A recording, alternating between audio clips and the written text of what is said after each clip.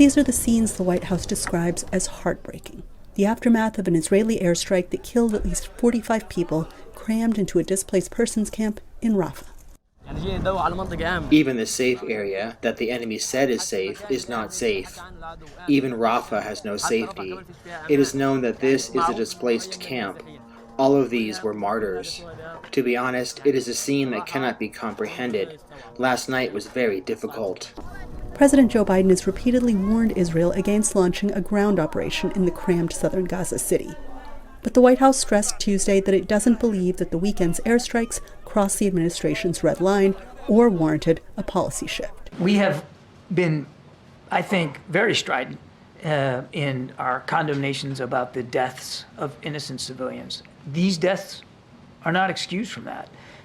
But we have to understand what happened here. There's going to be an investigation. They've already said it was a tragic mistake. They're looking into it. They have been able to investigate themselves and hold people accountable in the past. We'll see what they do here. Israel's military said it was investigating the incident. In a war of such scope and intensity, difficult incidents also occur. Some of the incidents, like last night's incident in Rafah, are very difficult. The details of yesterday's event are still under review, and we are committed to seeing it through to its conclusion. The IDF regrets any harm to uninvolved civilians during the war.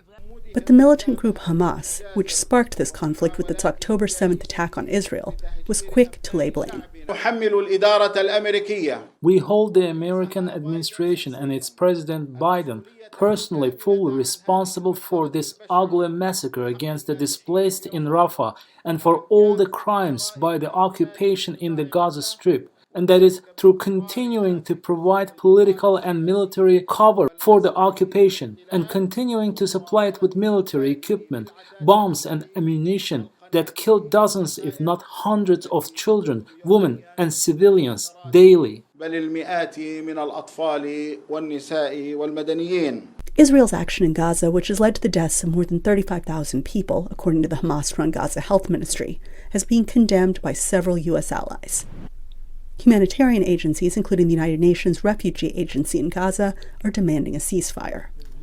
As investigators try to untangle what happened in Rafah, analysts say the Biden administration is under major pressure. While they are facing a lot of blowback from the left flank of their party, they also don't want to alienate centrist voters and pro-Israel Democrats.